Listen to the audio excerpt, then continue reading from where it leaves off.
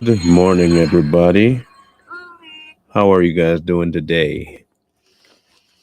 StreamYard's acting kind of weird this morning, so if things seem to go awry, it's not my fault. It's StreamYard's fault. I'm doing everything I'm supposed to do. I I think. All right. So this morning we want to talk about a theme that has been kind of floating around both in the comment sections over the duration of straight talk and in questions have been asked. And that is the statement of hearing God's voice. And can one hear it? And if so, what does it sound like? What does it mean? Is it just me? Is it for special people? Does it actually exist? Is it the word? Is it audible? Is it just your thoughts? All of these questions come to mind when people ask about the voice of God. And I think for the most part, people are looking for something so cut and dry that they are thinking that this would be the answer I need to solve all my problems. If I just know that this is what he sounds like, then I can know to listen for him. So we're going to take a little bit of a dive into this and hopefully come to I don't know if a conclusion is the word, an understanding about it. So I'm going to go from this at the go at this from the perspective of psychology first, and then we'll go into biblically what it looks like. Okay. Now, if you talk to a psychologist or even a psychiatrist and tell them God has been speaking to you, they're going to ask you in what way and what do you mean? If you even remotely mention something along the lines of I heard or it was a voice, the very first thing they will tell you is you crazy. You got schizophrenia, you got multiple personality disorder, you have something wrong with you. That's what they'll tell you. They will tell you everything psychologically wrong with you as to why you're hearing voices in your what they consider head. So this is what I found an article and this is what they were saying about that. They said, often represented in cartoons as little devils or angels that sit on your shoulders, our internal monologues aren't just our conscience speaking to us. Also known as our inner voice or internal speech, this stream of verbal consciousness can take almost any form, from running through a list of things you need to do today to playing out past conversations or imagining new ones.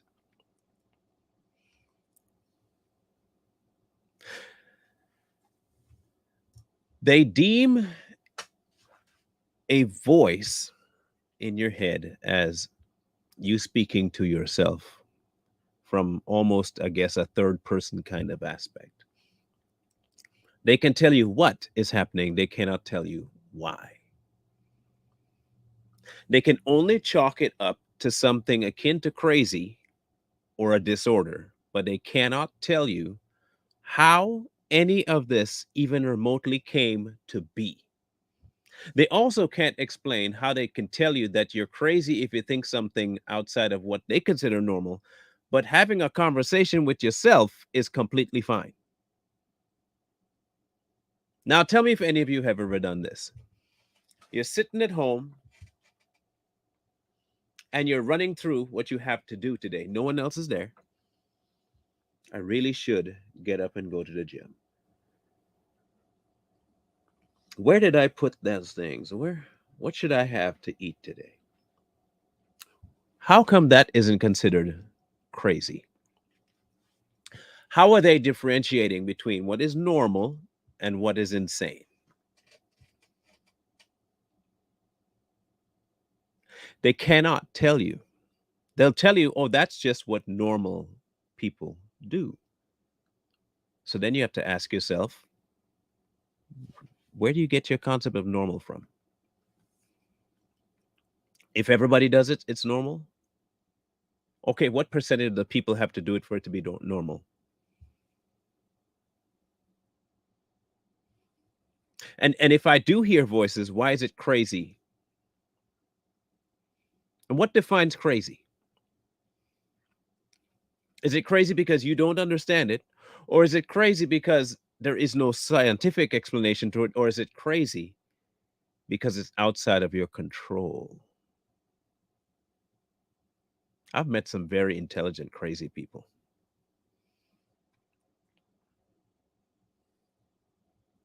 Okay? I've met some very intelligent, crazy people. So, how does that equate or correlate to the spiritual realm of hearing God's voice? Well, we have to get to the point where we understand that mankind has no concept. When I say zero, we have zero concept of what the mind really functions like. We have what the mind presents us with, and we can kind of deduce from that based on other people, but not based on anything that we've not experienced. Science has come up with what is, they can observe what is and try to deduce from what is as to why it is, but they are yet to understand the brain, yet to understand right and wrong, yet.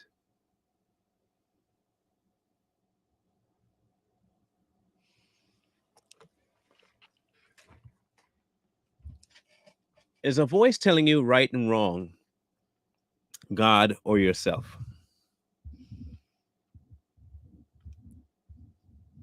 Is the conscious decisions that we make between right and wrong yourself or God telling you?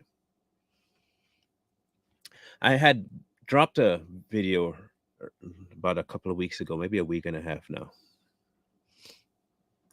about where God came from.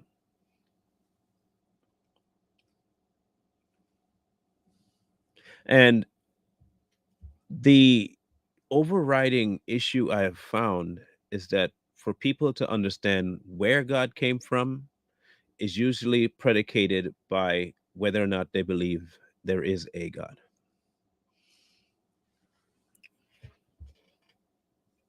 And if you don't believe that there is a God, none of the things anyone that believes in God says will make sense to you.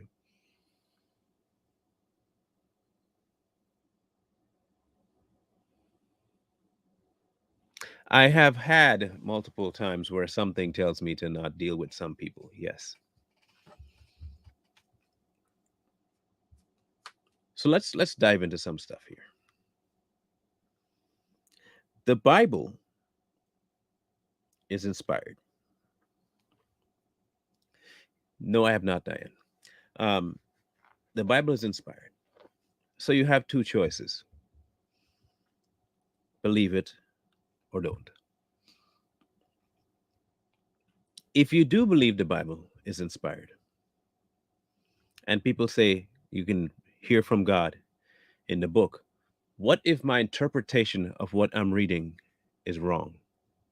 And what dictates whether or not my interpretation is wrong? And if my interpretation is up to me because God does not speak today, then you cannot tell me that I'm wrong in my interpretation of the book. Hear me out.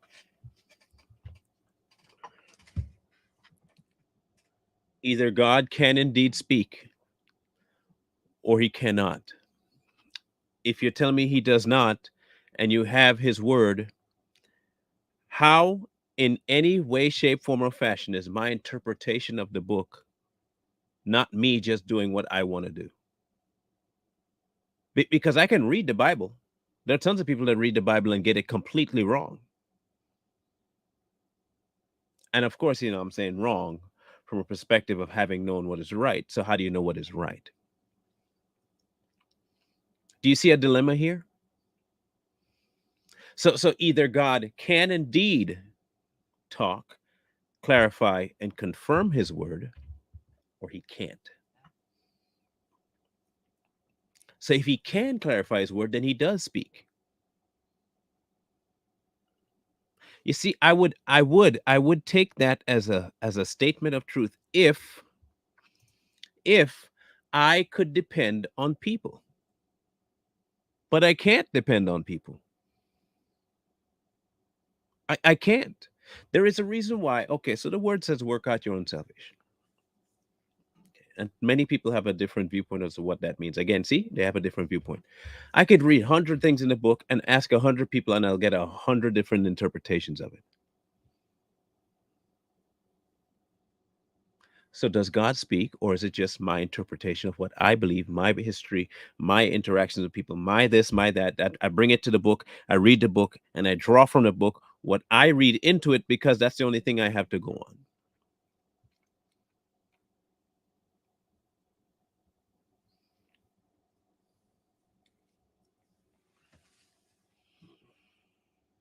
And I think this is what makes it difficult for people to fully give over to God. The world has so convoluted and confused people about hearing God's voice. Like I said, if I can find it, I hope I can. I'm going to try and look while I'm talking. But there are so many people that tell you um, you cannot hear God.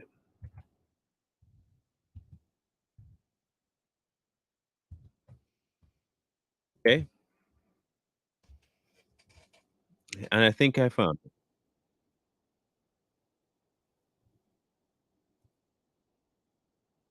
Okay. Here we go. I found it. All right. So many of you know who Vodi Bakum is. If you guys don't know who he is a pastor, preacher, teacher guy. Um, Many consider him very intelligent and very well versed in the book. And I want you to hear what he says about it. Now, remember, this is the man who has spent years in seminary. He studied the books, the old, the new, every language. He knows it back and front. Okay. He knows exactly where things are in the book. He knows. That's undeniable that he knows. Okay. So I want you to hear what he says about hearing God. Okay. Sorry for the poor quality, but it is what it is. You're here to hear him, not see him. Lord said, and the God told me, and I was no, no, he didn't. No, he didn't. You don't mean that. If you do, you got issues. You don't mean that. You don't mean that. Because if God told you that, then that means you have information with the same authority as the Bible. If it was the actual voice of God, then what you're saying is you have information that, first of all, the Bible shouldn't be bound in leather. It ought to be bound, right, in a 3-ring binder so we can add your new revelation.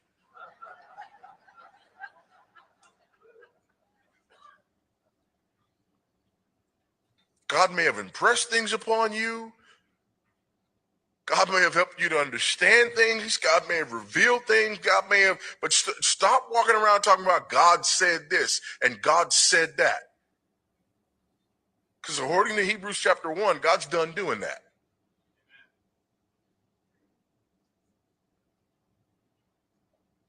And if he's not, then we're all in trouble. Amen? Okay. Now, you could take that statement two ways. There are many people who say God told them and they say something completely unfounded in the word. almost as though it's a brand new um, uh, scripture they're giving you, or some new revelation from God that was not even remotely heard of before, spoken of before, um, or they give you a prophecy and said God said it and it never comes true. I could understand that. But to tell people that when someone says God told me, that they're crazy and God has stopped speaking to us, you can't then say at the same time that God impressed something upon you. I can speak to my child without speaking to my child, right? Okay. So I can also speak to my child, impress something upon them with words. So in his world, there is a massive limitation on God that God never said he put on himself.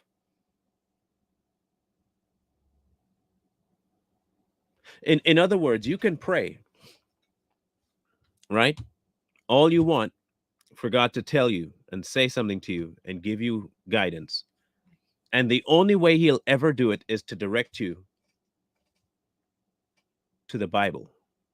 He will not speak directly to you. He'll just send you to a verse.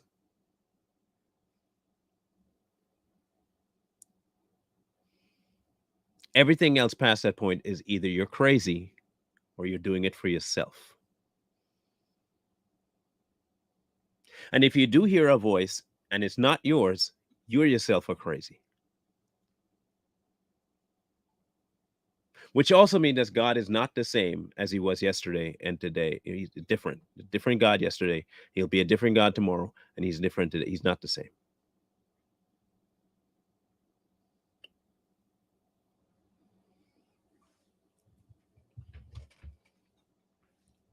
Now, mind you, I have always respected, or at least used to respect Vodi.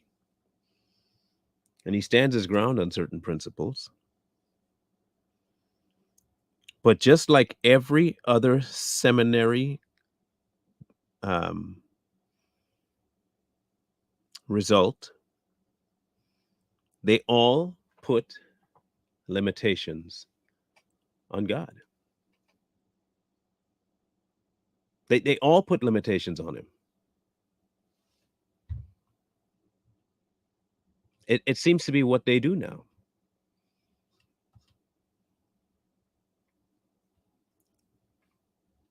Lost you how? Please explain. I don't want nobody lost in here. Before I started Straight Talk, okay, I was on a path of politics. And I knew for a fact that I was doing it to escape dealing with God. I knew that. I knew but that was my intention. I did not want to really have a whole lot to do with God on a personal relationship. It wasn't something I was going for. But I also knew that I needed to have a relationship with God, but I didn't want it. So in comes Corey. And no, Shells, you're not crazy at all. Um, and Corey says, I think you should do more stuff on your channel when it comes to the Bible and God and relationship. And I said, no. He's like, man, I'm telling you, you have a calling to do that.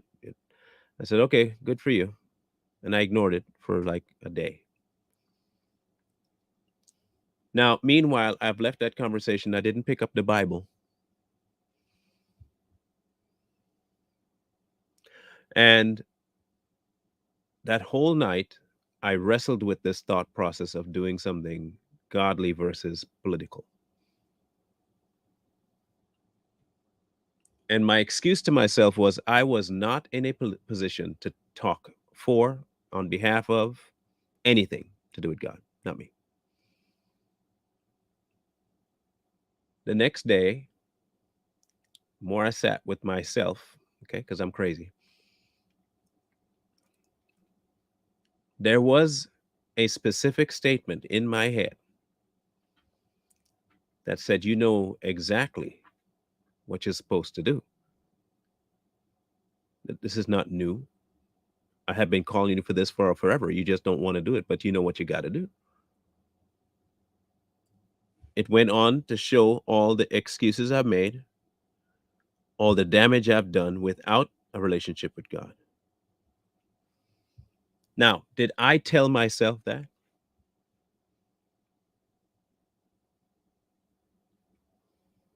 No. Did God speak through Corey? Yes. But after he was done delivering something through Corey, he came directly to me.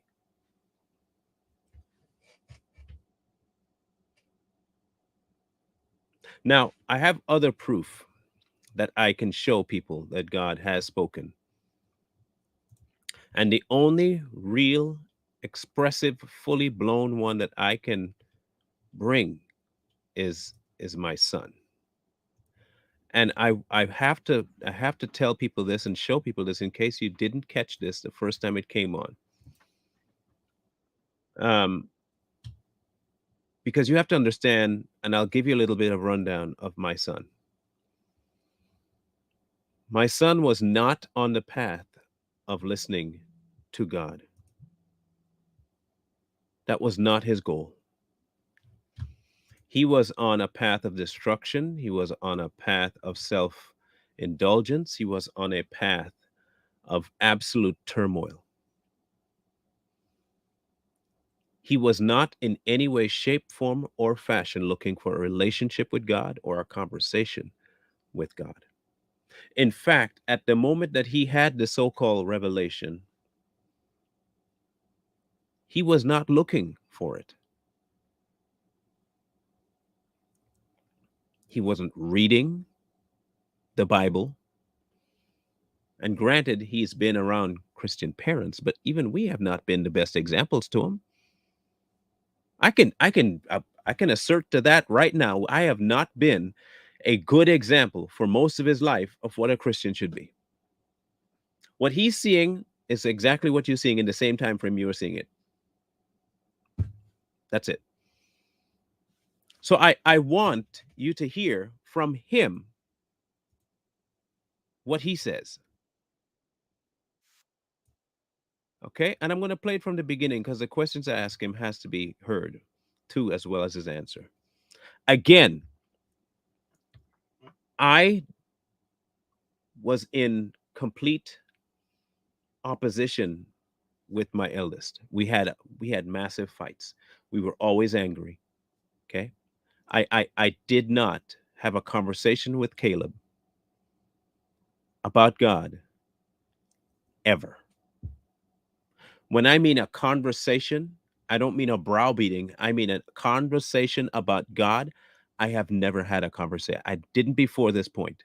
We've had multiple since, but not before this point. I've warned him with the words of God, but I've never had a conversation with Caleb about God.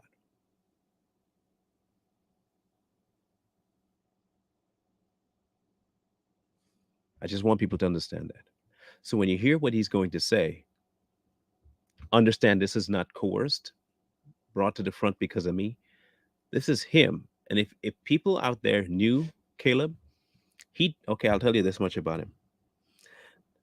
If you tell him to do stuff because you want him to do stuff, guaranteed if he does not want to do it, it ain't getting done. I don't care who you are.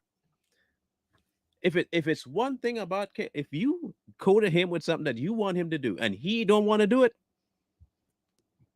you could forget even remotely trying. You couldn't do anything to make him do it. There's nothing you could do to make him do it. Nothing. He will be the most stubborn, antagonistic human being you will ever encounter if you try to ask him to do something he don't want to do. If he is made up in his mind, no, it is no. And once he's severed a bridge, it's severed. And trust me, he severed the bridge between him and I. The only person that could bring any relationship back between my son and I was God.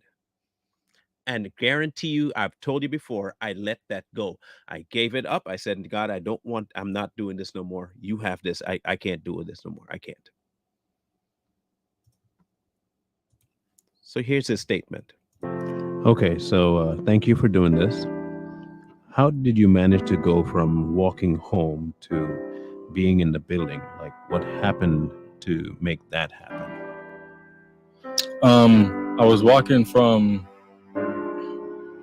east, East Wenatchee, by the and way. I walked past the church, and I just heard "Come to me," and I was in my own head. I'm used to being in my own head, and I wouldn't have anything to come to myself. So I heard "Come to me," and so turned around and went back into the church, and I stood outside of the service for a bit, just waiting, and yeah, that was probably about it.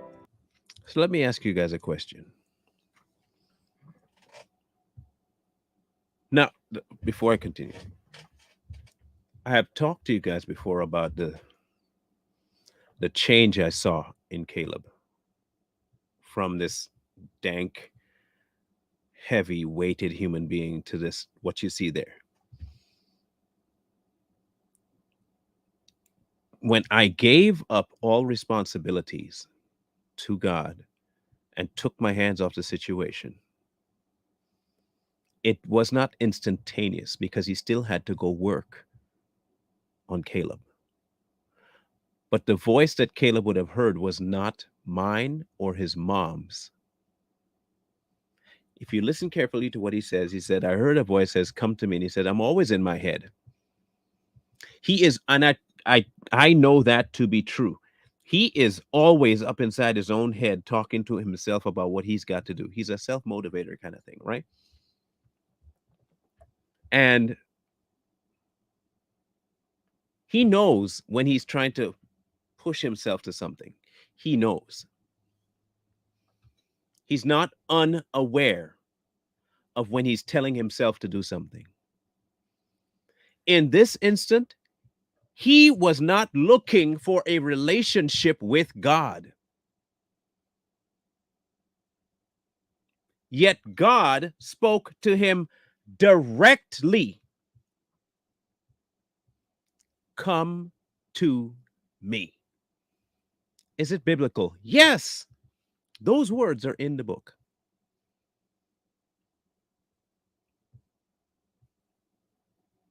Come to me. He says, I wouldn't have nothing to come to myself. Why am I coming to myself? So I know it wasn't me. I'm already here. I've been talking to myself all day. Phase one of hearing God's voice is realizing it'll be contrary to what you normally hear. It will stand apart. Trust and believe me, it will stand apart from any other voice you could possibly think of hearing in your head. It will be so distinct that you will never have a concern about what it is. It'll be ultra distinct, ridiculously distinct. So, what happened when you got inside? Did you manage to catch any of the sermon that was going on? I came in and I heard David preaching about it was he was asking if anyone wanted to give their lives to Jesus or anyone wanted to be baptized, and of course it was the night I choose to come in is everyone's getting baptized. Um, And another thing about Caleb, he chooses his words very carefully. This the night I chose to come in there. He had a choice. Even when you hear God's voice, you have a choice to listen. He chose to go in. The hearing of God's voice starts with hearing it, yes. The second phase of it is to solidify it, is to follow, because there's more that He has to say. Lots more. And I just heard, "Don't be afraid," as I'm standing outside. So I opened doors, and as I walk in, I was like, "This is it." I went and I sat in the back, and I was just waiting for something to happen. Now, again, I have to keep pausing it to explain some things to you because we are talking about hearing the voice. Come to me. He came. Don't be afraid. He went in. You see, the thing about God's voice is when you hear it, you know what accompanies it? Peace. Even if you are rebellious against it, peace comes with that voice. And some of us are afraid of that peace. We are absolutely afraid of peace, of true peace, because we've become so accustomed to turmoil and we've become so accustomed to fighting everything we have and fighting for and against. We are afraid of God's peace. Here's the other thing that happens in solitude and peace is that you have to face problems that you've been running from for the whole life. You've been running from it. And peace and quiet will cause you to have to face it.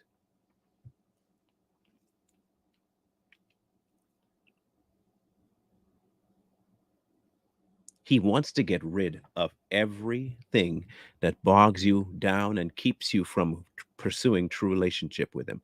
And sometimes he has to do it in volume and sometimes he does it in quiet. The majority of us, it has to happen in quiet, to be still.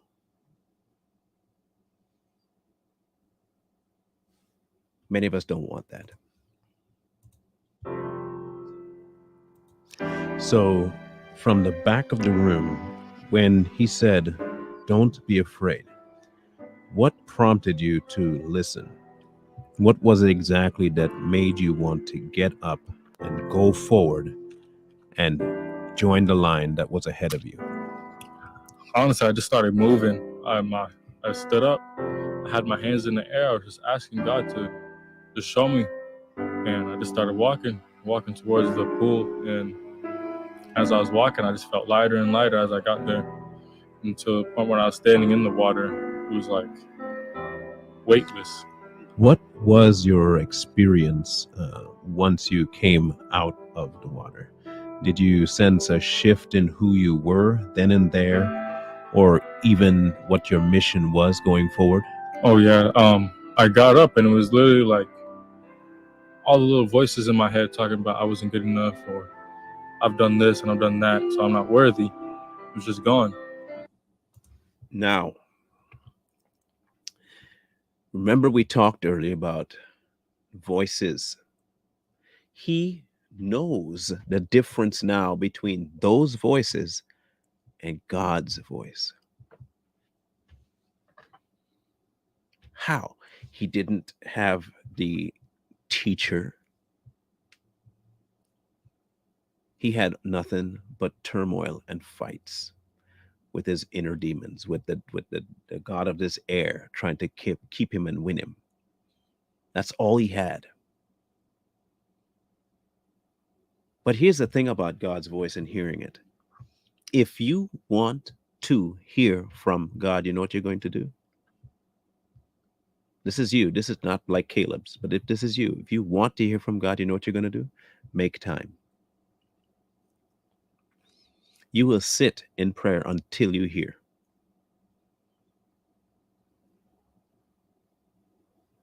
You will do as Zacchaeus and climb to the top of the tree so you can see him and hear him. And for those of you who are running, and he has said, calm down, be still, listen to me, and you keep running, stop. Just stop running for a minute. Just look, just try it. Just stop. Just stop.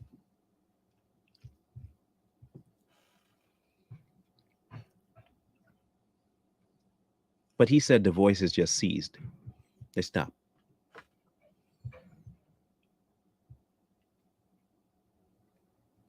because something true stepped in.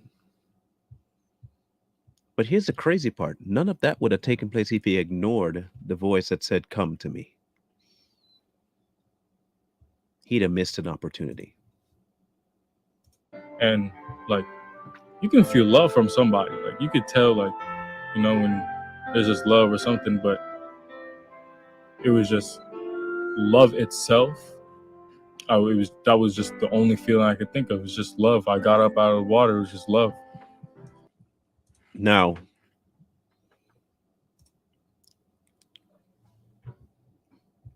this is where the complicated part comes in to explain, because it's experiential.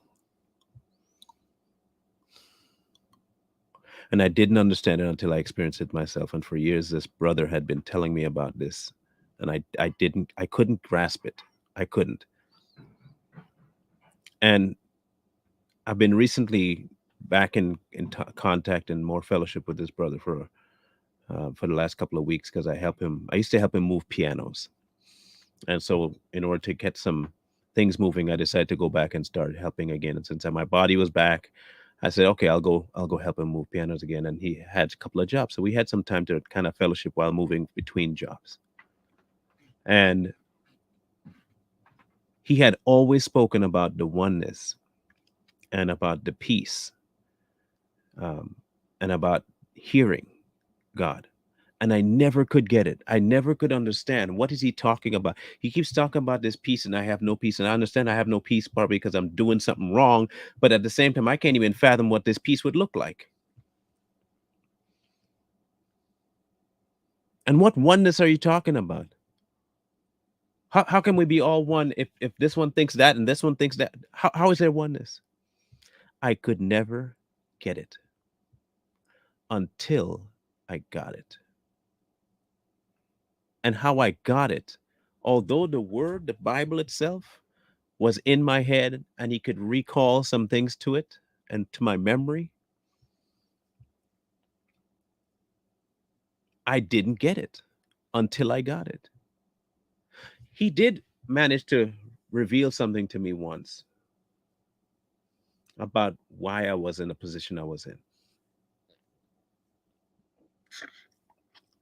And the more I looked back on it, I knew it was him telling me stuff, but I didn't attribute it to him until I attributed it to him. And this is what he said. So I was going through all my anger with my pop's passing. And I sat there this one day just roiling in anger. And then all of a sudden it was, why are you mad? No, I didn't ask myself this question. I know for a fact I didn't ask myself, why are you mad? But then this timeline popped up in my head, and I distinctly remember someone saying, if this hadn't happened, this wouldn't have happened. And if this hadn't happened, this wouldn't have happened. And if this hadn't happened, this wouldn't have happened, and put you where you are today. And in all of that, there was someone orchestrating everything. Now, I'm paraphrasing, because if I went into detail, I wouldn't make it through it. There was an actual statement being made about my history to me. And I was gleeful. I was like, yeah, awesome. And then I forgot it, because I never really attributed it to God Himself trying to talk to me. I kind of semi attributed it to Him saying, this is where I brought you from, but not to Him speaking directly to me. The day I finally fully got Him talking to me, and this is in all honesty, was during the Journey series. Do you remember when I did the Journey and I had Michelle Loud on? And I had Richie and I had um, Kay on. But when Michelle was on, there was a portion in that live where I I was no longer asking the questions. Like it was almost as though they would say something, and th- there was something that said, I need you to focus on that right there. That. Ask this.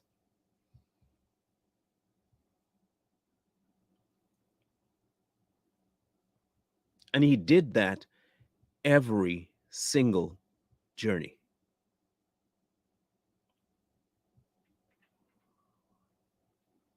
That was not me asking so called right questions. I don't know these people from Adam. If you were on the journey, have I met you? The only person on that journey thing I've met was Richie. But the questions that God asked me to ask them was so directly into their own world that I would not have had access to. The book wouldn't have access to it. The only person that could have access to your life when I have never met you for me to ask you a question would be God.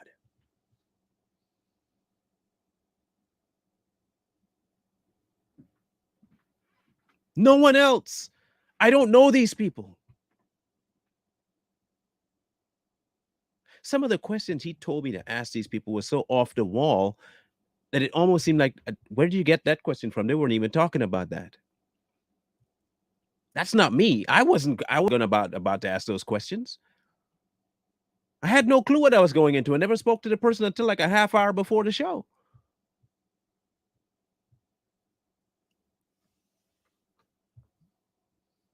I am nothing special.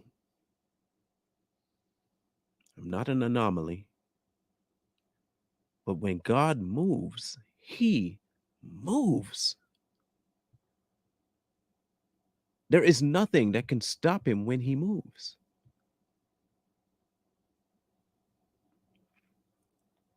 When he talks to you,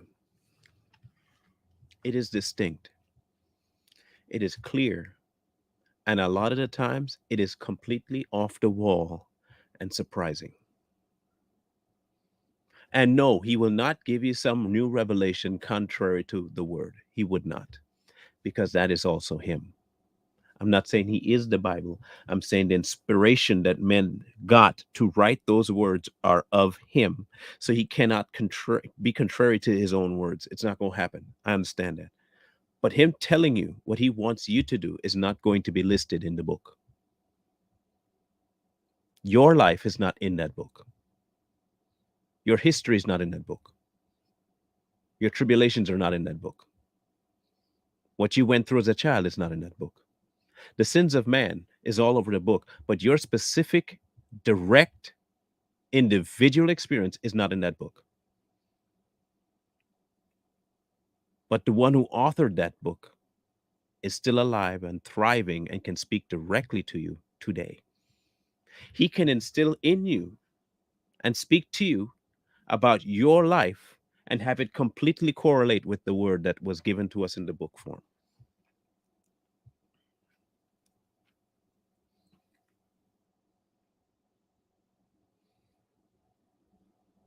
When God speaks, listen, because he is speaking and he is calling you.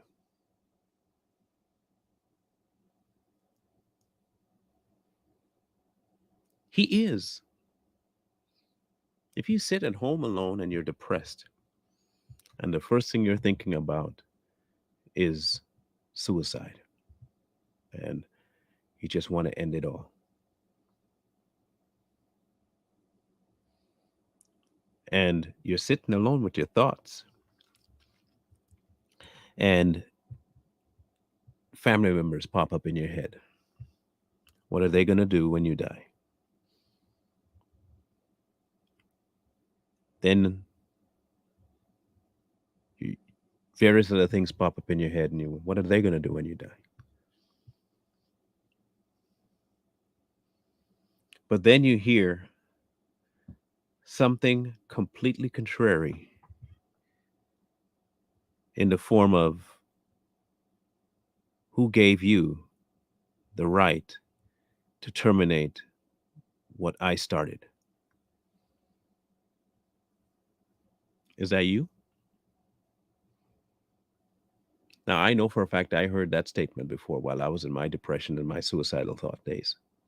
I heard that multiple times. Who am I to terminate what I didn't start?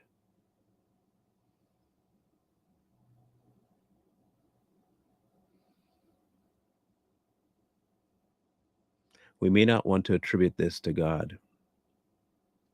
You don't have to. You don't have to listen to him either. You don't have to talk to him. But if you want to know what hearing the voice of God is and feels like, it is not as crazy as you might say or think.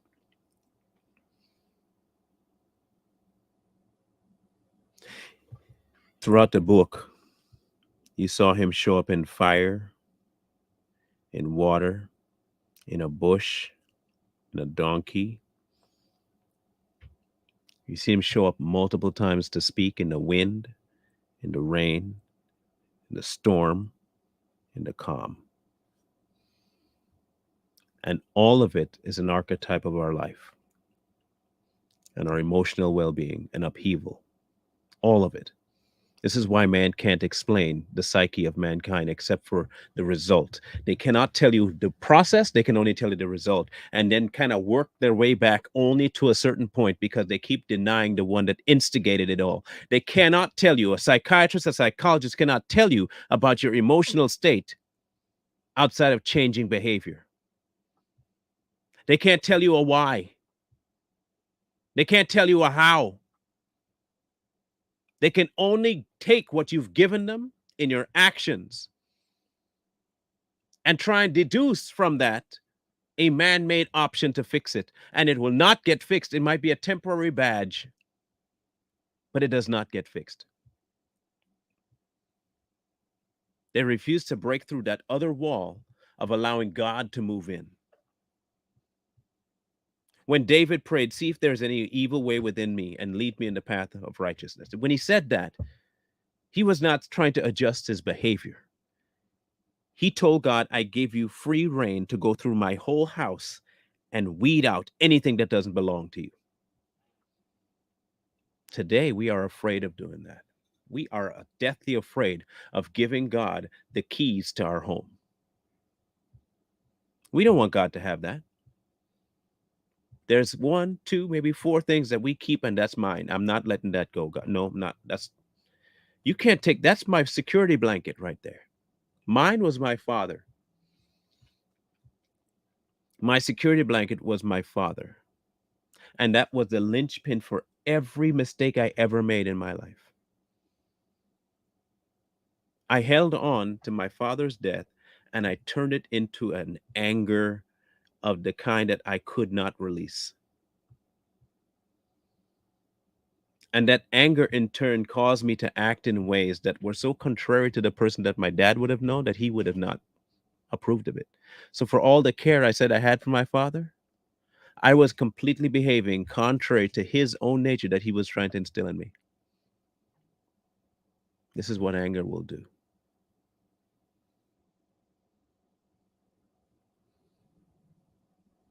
I held on to it and it rotted in my hand. Instead of keeping my dad's memory alive by following God like he did, I held on to the death of my father, and in so doing, held on to death and everything that came with it.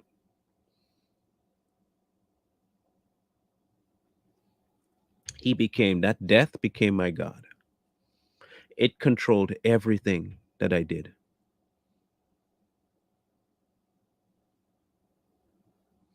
I could not break free of it. And I know he spoke to me multiple times in that time. Now I know because I know that his voice now. And I know it was him talking to me then. I just wasn't in a place to hear him. At least definitely not to listen.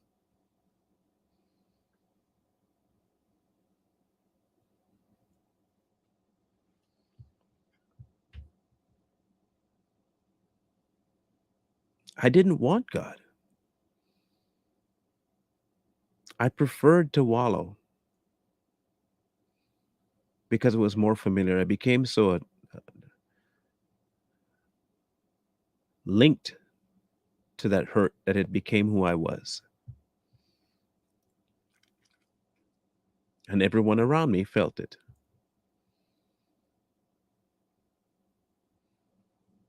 But hearing God's voice is not a matter of whether or not He is talking, it's a matter of whether or not you're listening. It is not a question of if God is speaking, it is a matter of if you are listening.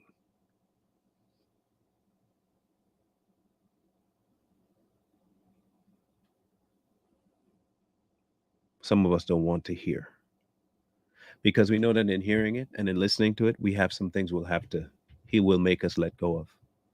And they have become so familiar to us and so wonderful to us, and they become our identity that we couldn't possibly see it as letting go. Some of us have work. I turned work into that too. I made my identity in how well I can work and how good of a worker I was and how I could go to work with injuries. I made that my identity. And when God took that away from me, I was literally left with nothing to fall back on. And I had to sit with myself and I had to listen. And I eventually asked him, why would you do that? This is the one thing I had. And that was the problem. It was the one thing I had.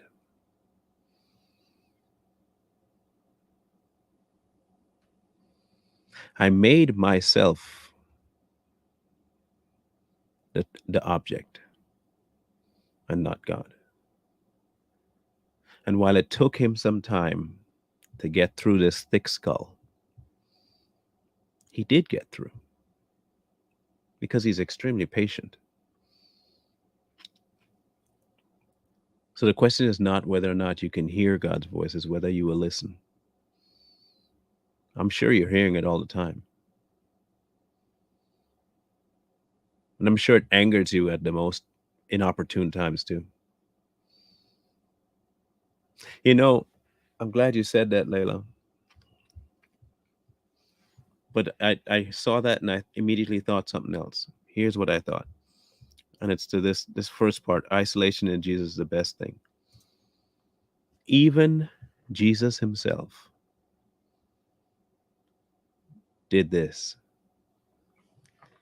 He took time away and isolated himself away from the 12 crowds, parents, to go and spend time listening.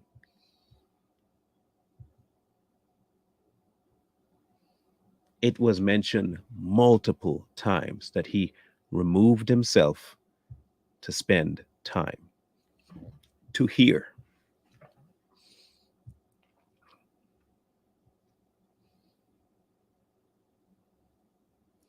It has not changed. In fact, I would dare say that there is a channel exactly like Jesus had for us today through the Holy Spirit. And it's open 24/7 for us to go talk and to hear. Otherwise, it wouldn't say that the Holy Spirit will be groaning on our behalf.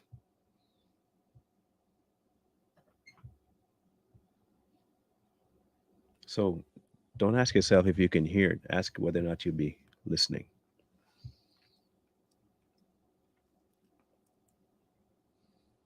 Everybody knows.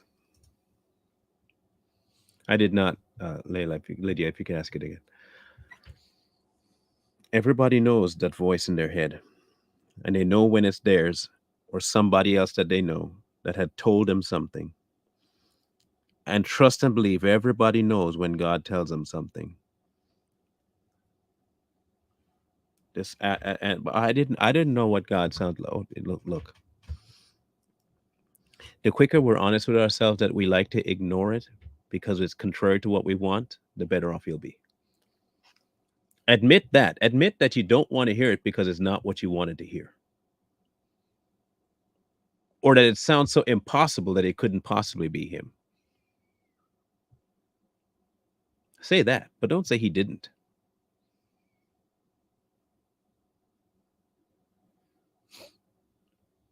Don't be like Vody and say that you can't hear from God, and if you are, then you're crazy.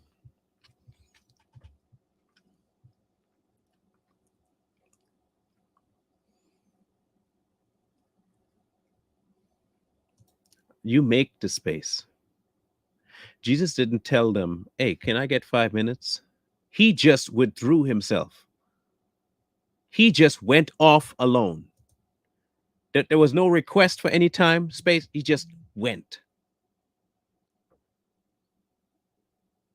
Trust me, people will get very familiar with you just vacating space.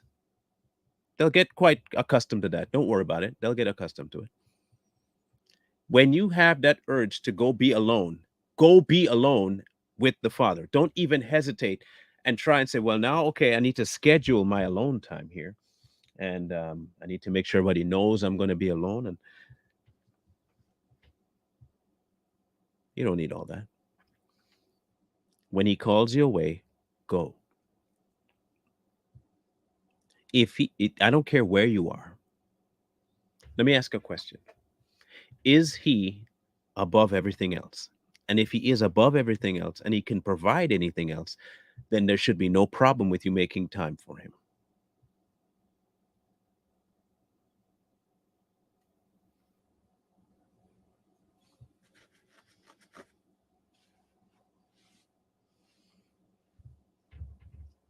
There should be no problem you making time for him.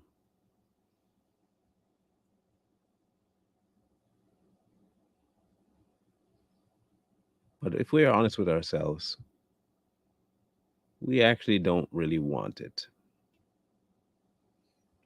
We say it, but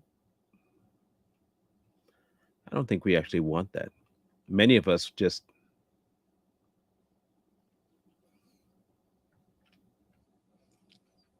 we say it. That's all. I'm still waiting for the question to get asked again. I'm looking through the comments here and I cannot find it.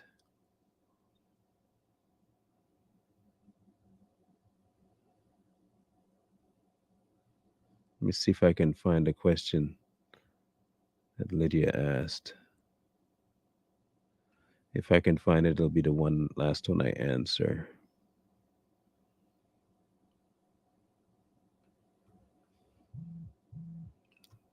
Otherwise, she'll have to ask it again because it's a lot of comments coming in here. So, Lydia, if you can, please ask the question again quickly. Um,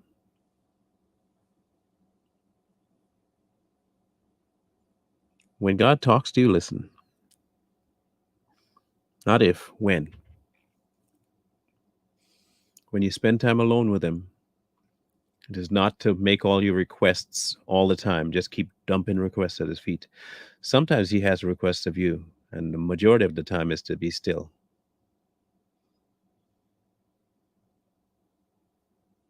Be still.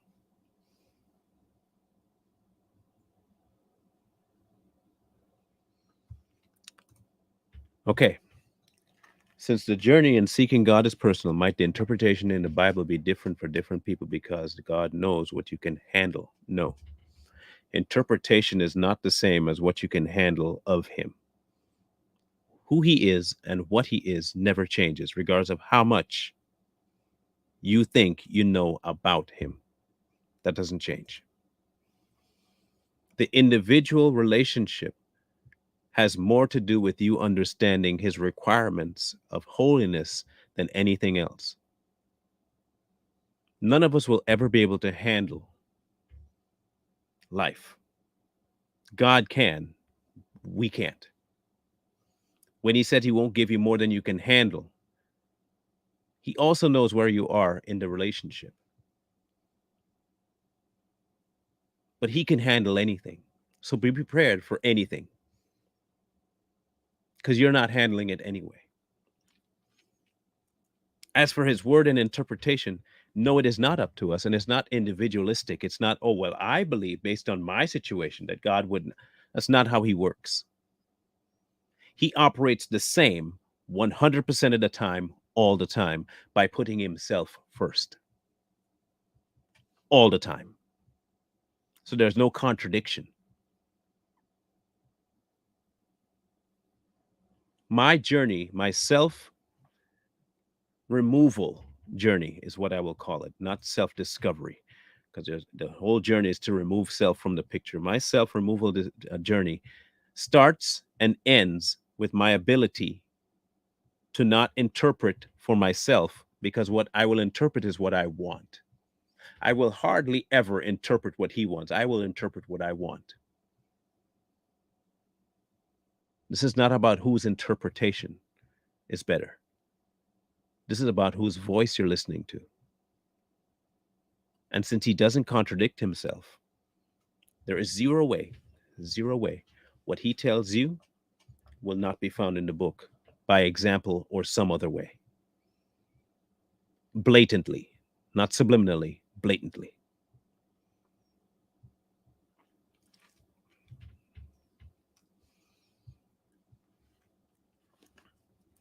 If you have to remove yourself from the company of people, do it. If you have to remove people from your company, do it. Anything you have to do to draw near, do. You have to. That is, of course, if that's your goal.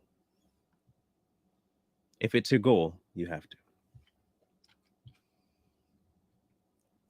But he's not an author of confusion. He is not confusing.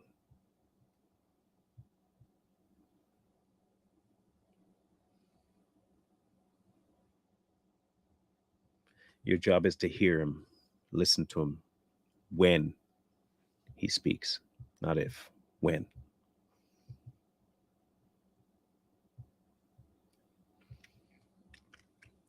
Too Strong will be live tonight. Do not miss that. Um, we're going to have a really, really, really, really, really good program tonight. So don't miss that. Um, we are going to um, discuss some stuff that I think is very important. And then also, don't forget that tomorrow is Savage Patriots. We'll be early today as well for Too Strong. It's not going to be the regular time. It'll be at 7 p.m., not 8 p.m., 7 p.m. Eastern Standard Time. So go over now, click that, button for alert, and we'll have a good discussion over there. Okay? Hopefully this helps somebody. Hopefully it is more insight into not necessarily how, but what it means. If it was more confusing, have him clarify it. No, not this Saturday, Kat. The next one. I have stuff going on this Saturday. If it's too confusing, ask him to clarify, not me. Ask him to clarify it. And he will. He will. As usual, take everything back to him. And for those asking if if I found my wallet yet, I have not. This is the longest I've lost one for. It's kind of crazy. In any case, thank you for asking and being concerned about it. I'm not worried. It's a disconcerting situation to be in, and it's upsetting, but it's not worrisome. Okay, so it's not worrisome. I've been really getting words from him about worrying, and statements from him about worrying, and trials from him about worrying. And so I'm not going to worry. I'm not gonna sit down either, but I'm not gonna worry. So, but thank you for the concern and the prayers about it too. Okay. So don't have a topic again tomorrow. I'm leaving this completely open because he does his stuff. So just look for it. Um, it may pop up today, it may pop up in the morning early. So just understand that. Otherwise, y'all have a grand rest of the day. Um, Hopefully, like I said, something worked.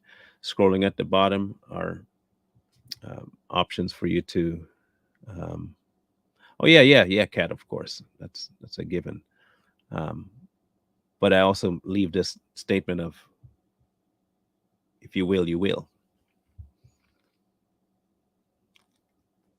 So, see, I consider this more of a test of my trusting.